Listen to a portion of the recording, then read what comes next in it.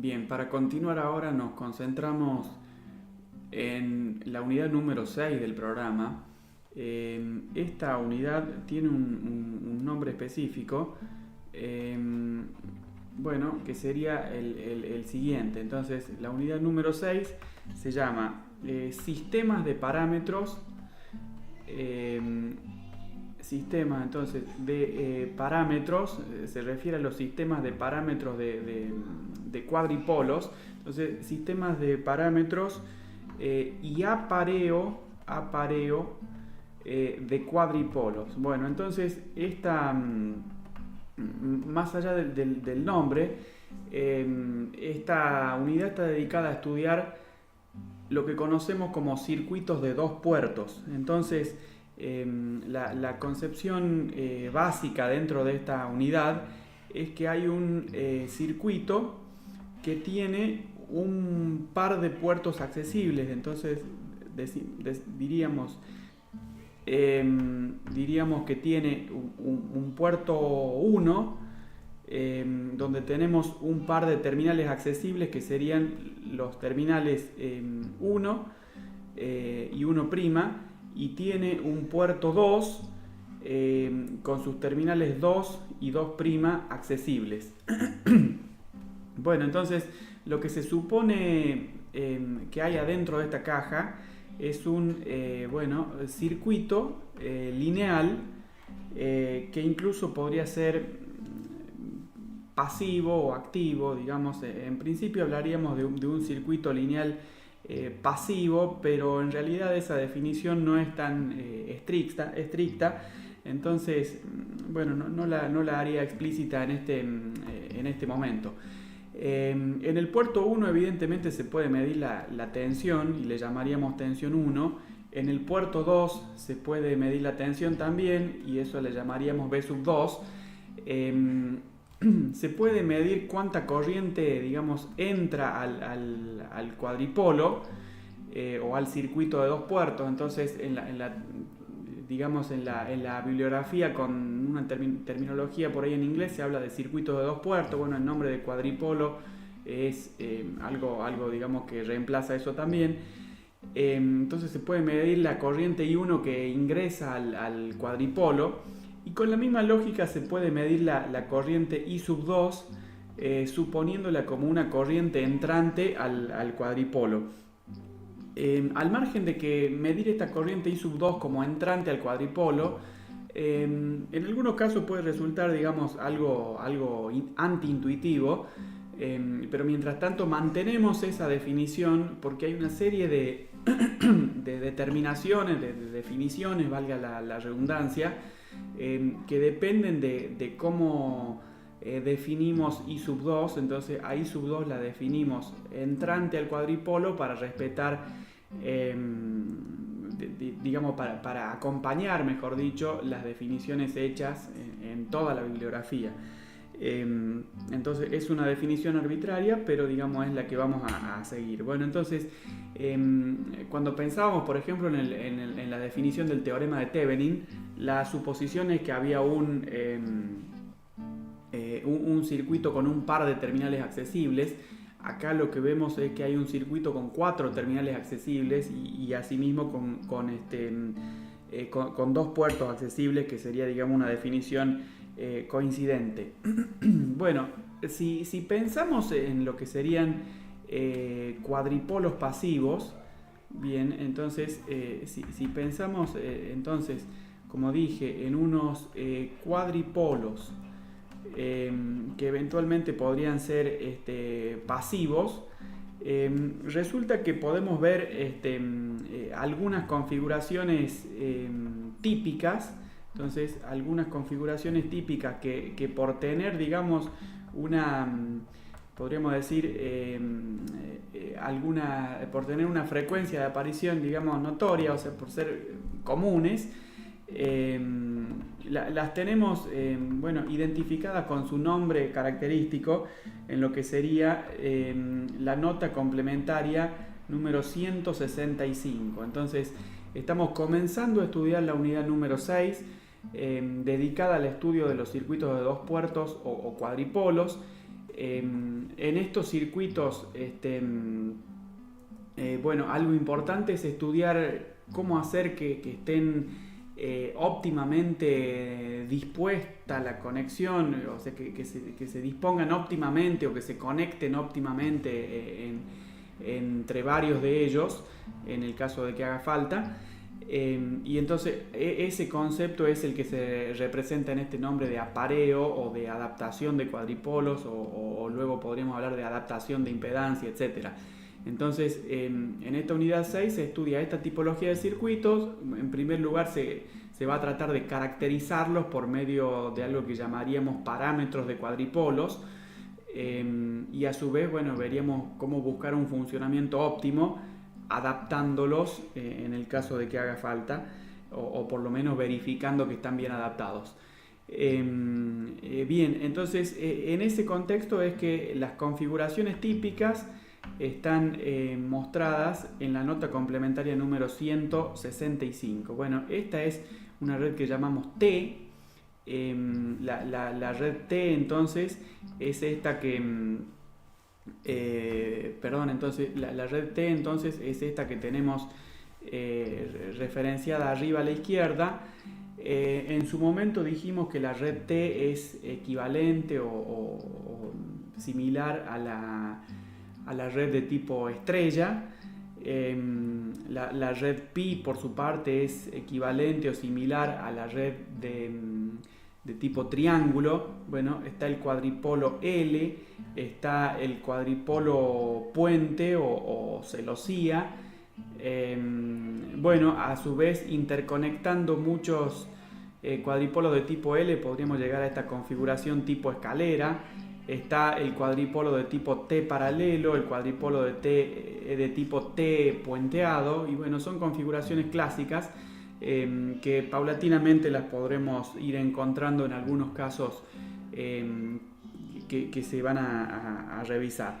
Bueno, entonces estas configuraciones elementales admiten un estudio muy interesante, que es el que vamos a desarrollar en esta clase y en la próxima.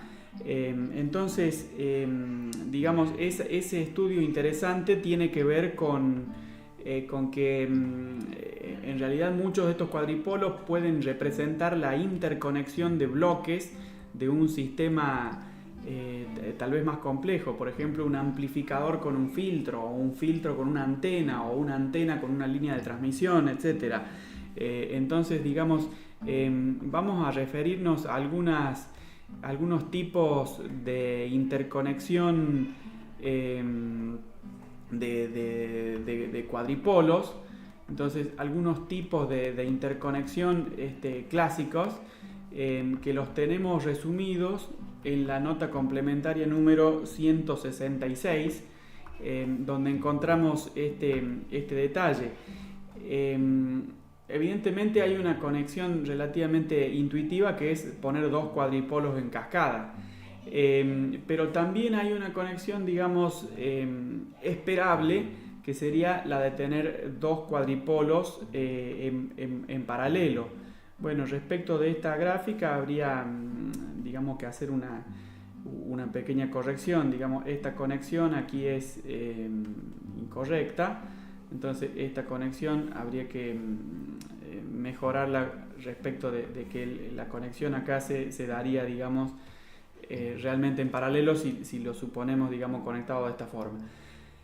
Entonces la conexión en cascada y la conexión en paralelo son relativamente intuitivas, aunque tendríamos que advertir que esta conexión se llama paralelo-paralelo porque hay otras dos opciones a las que dan lugar esta presencia de 4 terminales accesibles. Por ejemplo, podríamos hacer esta conexión paralelo-serie. Si en el puerto de entrada ponemos en paralelo, pero en el puerto de salida ponemos una conexión en serie, y bueno, también estaría la conexión serie paralelo, y la conexión serie es otra que también podría tener importancia. Bueno, entonces las interconexiones, digamos, son elementales. pero digamos que admiten estas variaciones que hemos pretendido ilustrar acá. Bueno, entonces podríamos hablar ahora de que a estos cuadripolos se los puede caracterizar de una forma sintética. Entonces este circuito lineal que vemos representado en este dibujo podría tener una red de interconexiones con una cierta cantidad de mallas, con una cierta cantidad de nodos. Quiero decir que podría ser tan complejo como nosotros quisiéramos, pero si es lineal, podríamos resumirlo en una representación muy compacta.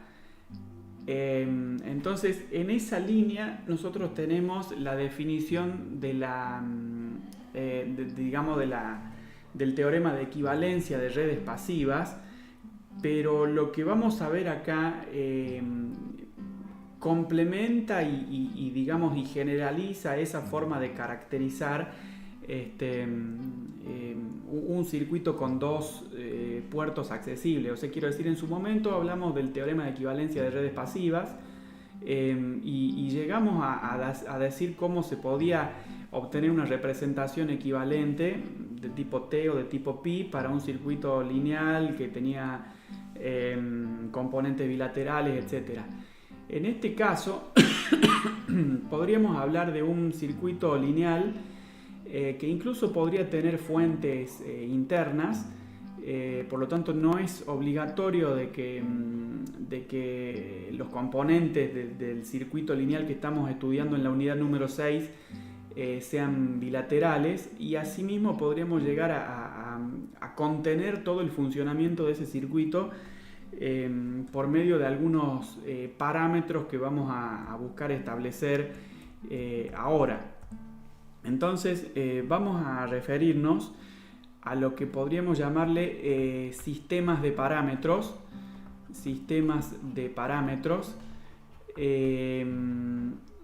Porque hay una familia de parámetros que se llegan a definir, y bueno, a ese detalle lo tenemos resumido en la nota complementaria número 167. Entonces me gustaría referirme a esta enunciación.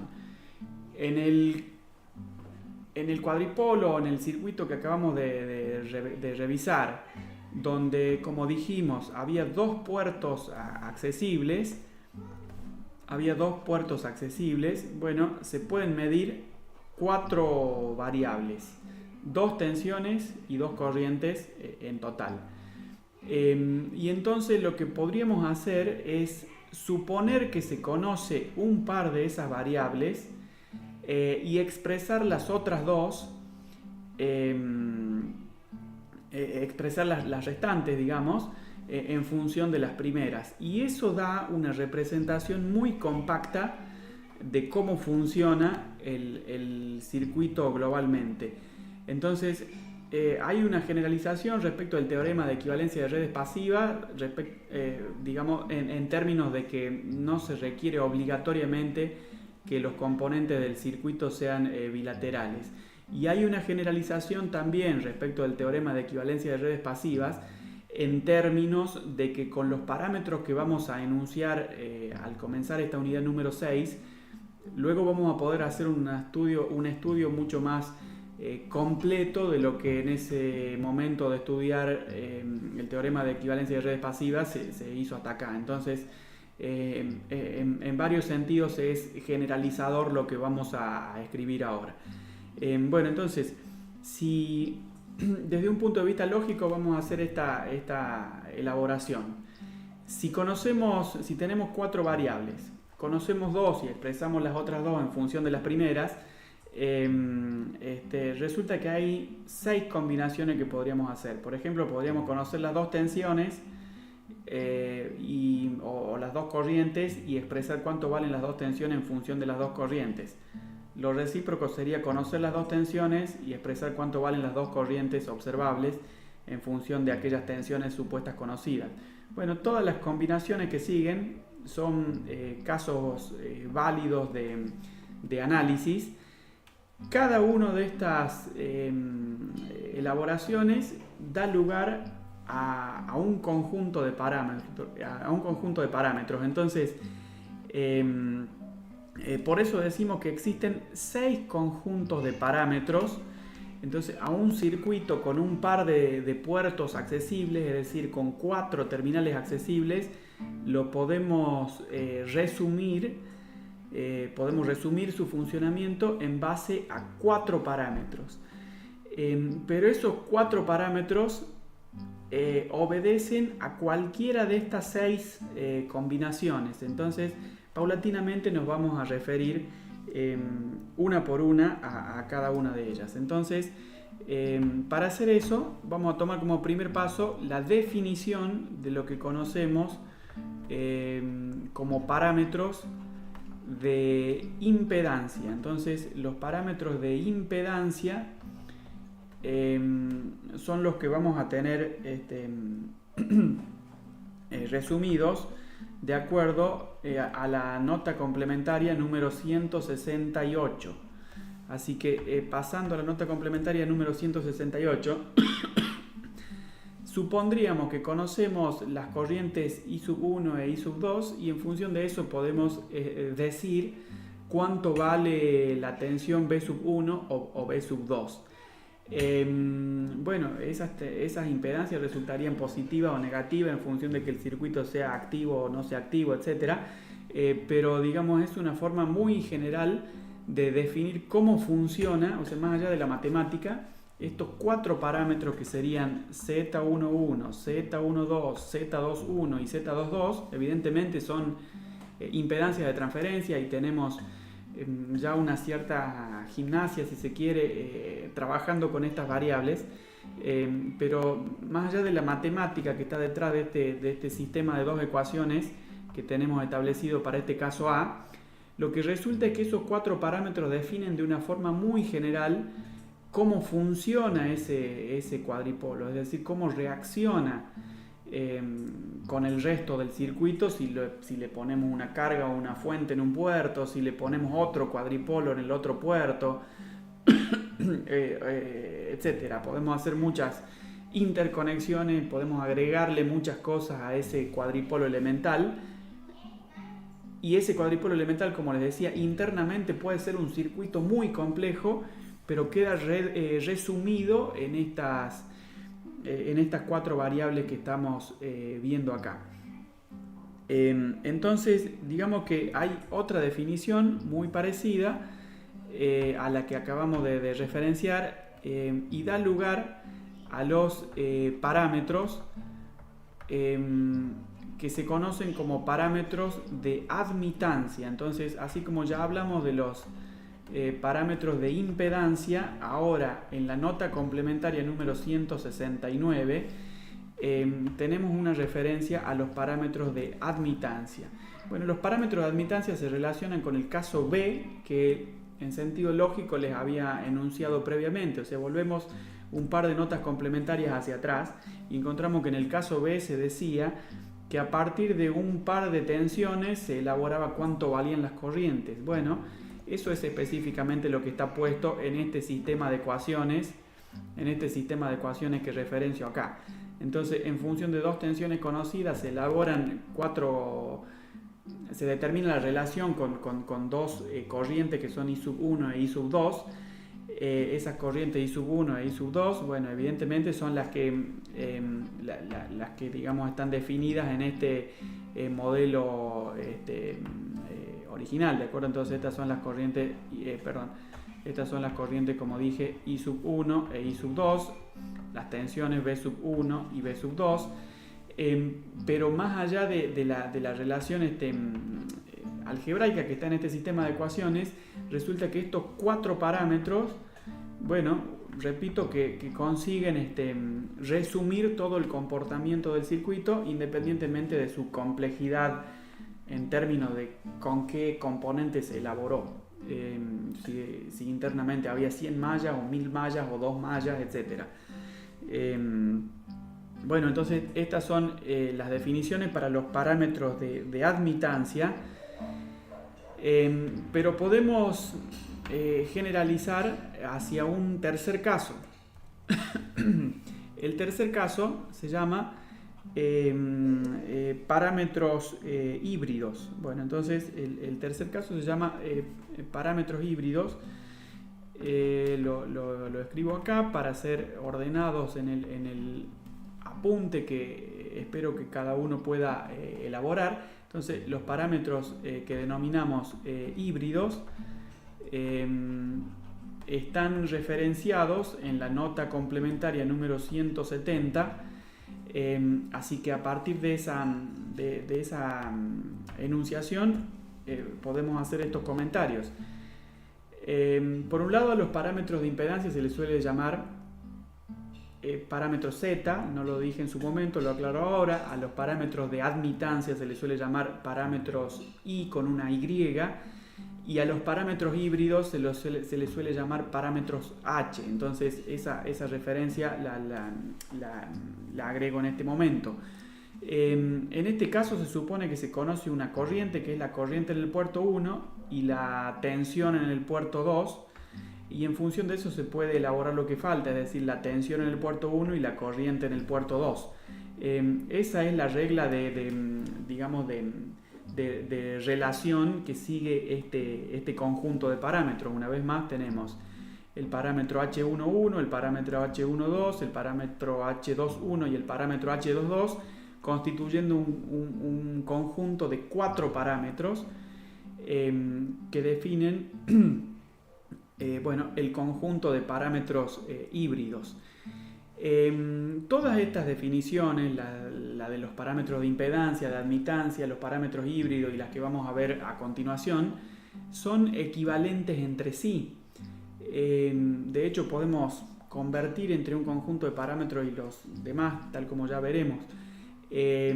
Pero para determinadas cosas sirve una representación y para otras operaciones puede ser más útil otro tipo de representación. Entonces, tener definidos 6 conjuntos de parámetros no es un capricho, sino una forma de anticiparnos hacia que determinados estudios nos sirve hacerlo con los parámetros híbridos, por ejemplo cuando hay circuitos con transistores, y otros estudios nos conviene hacerlo con los parámetros, por ejemplo, de impedancia.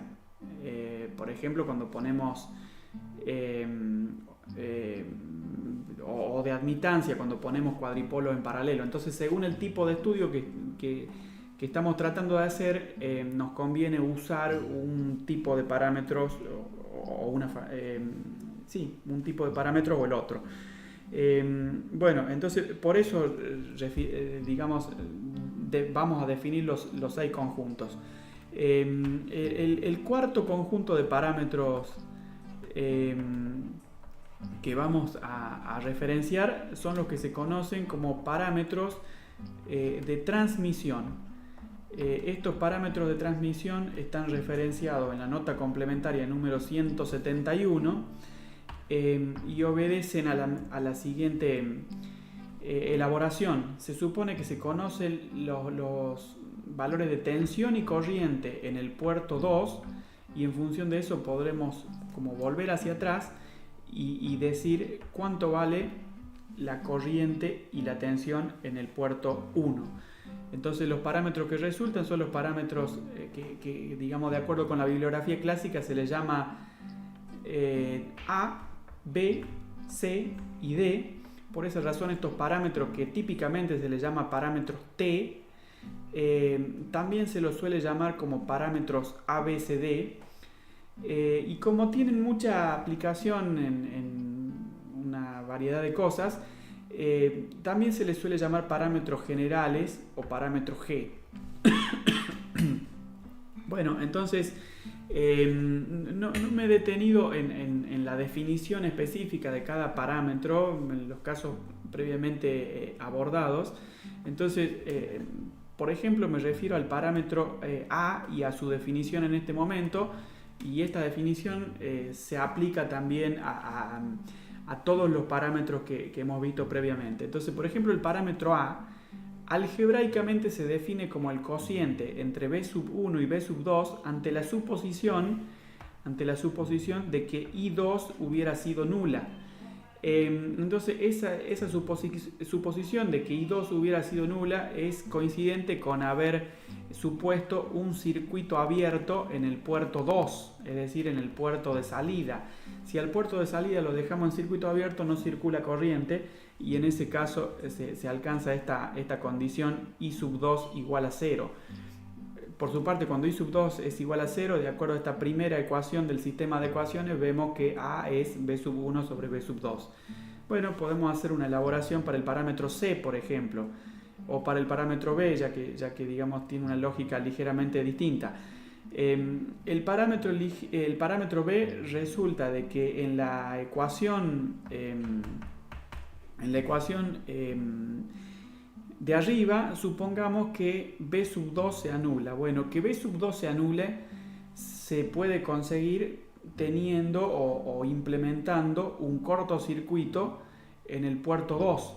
Entonces, al tener un cortocircuito en el puerto 2, no hay diferencia de potencial observable en el puerto 2, y por esa razón se hace realmente B sub 2 nula, y algebraicamente se deduce que el parámetro B es el cociente entre B sub 1 e I sub 2 con signo negativo. Entonces así se define este parámetro B. Bueno, esa regla de comparación, como digo, se puede generalizar a los casos previos y a los casos siguientes, pero bueno, definen uno por uno los parámetros e incluso evidentemente tiene una connotación respecto del nombre de cada parámetro.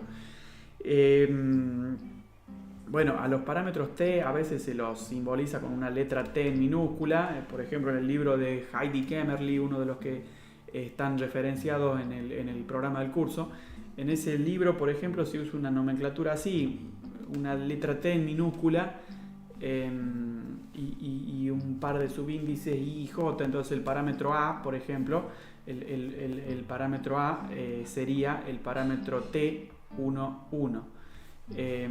Bueno, esa nomenclatura, digamos, comento que existe, de cualquier forma es fácilmente intercambiable por la que estamos utilizando.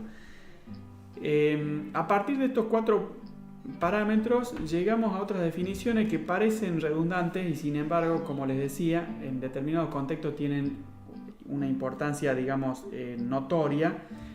Por eso nos tomamos el trabajo, si vale la expresión, de definirlos. Entonces, hay algo que se llama parámetros de transmisión inversos. Y fíjense que, bueno, más allá de que están definidos con detalle en la nota complementaria número 172, pensemos en lo siguiente: los parámetros de transmisión definen el comportamiento del puerto 1 en función del puerto 2. En muchos casos puede tener mucho sentido eso, pero en otros casos podría uno imaginarse por qué no se piensa al revés, por qué no se define el puerto 2 en función del comportamiento en el puerto 1. Bueno, eso es precisamente lo que hace el conjunto de parámetros de transmisión inversos. En general le podríamos decir parámetros T', es uno de los nombres. Otro nombre es parámetros EFGH, como ya teníamos los parámetros ABCD, ahora podríamos tener los parámetros EFGH. Bueno, cierta bibliografía sigue esa nomenclatura, pero hay una relación muy particular. Bueno, el principio básico es definir el funcionamiento en el puerto 2, en función de las variables del puerto 1, eso es claro. A partir de ahí se definen estos parámetros A', B', C' y D', que van a ser las definiciones que nosotros vamos a seguir más directamente, o la nomenclatura que vamos a seguir más directamente en el curso. Entonces se define el comportamiento en el puerto 2 a partir del comportamiento en el puerto 1. Pero se verifica directamente que ese comportamiento en el puerto 2 en función del comportamiento en el puerto 1 obedece también a esta ley. D, B, C, A relacionado con B2 e I2. Entonces, bueno, a partir de eso es que, bueno, estos parámetros de transmisión inversos definen una regla muy parecida, digamos, de comparación respecto de los parámetros de transmisión. Pero bueno, lo curioso es que se tiene que tener en cuenta que esta expresión, por más curiosa que resulte, no implica, o sea, no se implica que D sea igual a A', o que, por ejemplo, C sea igual a C'. Bueno, entonces, digamos, todas esas relaciones son curiosas, son como dos rectas que pasan por el mismo lugar, pero no significa que las dos rectas tengan la misma pendiente o la misma ordenada al origen, por decirlo así. Entonces, digamos, no necesariamente D es igual a A', y sin embargo se verifican estas relaciones. Entonces, bueno, advierto la propiedad que decimos. Para completar, digamos, fíjense que hemos definido 1, 2, 3, 4, 5 parámetros, 5 conjuntos de parámetros. Entonces, el sexto conjunto de parámetros se llaman parámetros híbridos inversos. Bueno, entonces este conjunto está definido en la nota complementaria número 173, así que encontramos ese detalle acá. Le podemos llamar parámetro G con una G en minúscula, la G mayúscula era para los parámetros de transmisión o parámetros generales. Entonces estos parámetros híbridos inversos, bueno, relacionan la tensión en el puerto 1 y la corriente en el puerto 2 con la corriente en el puerto 1 y la tensión en el puerto 2. Entonces, por esa razón mezclan parámetros de puertos distintos, por esa razón se llaman híbridos. Veamos que, por ejemplo, el parámetro G12 resulta de estudiar la primera ecuación.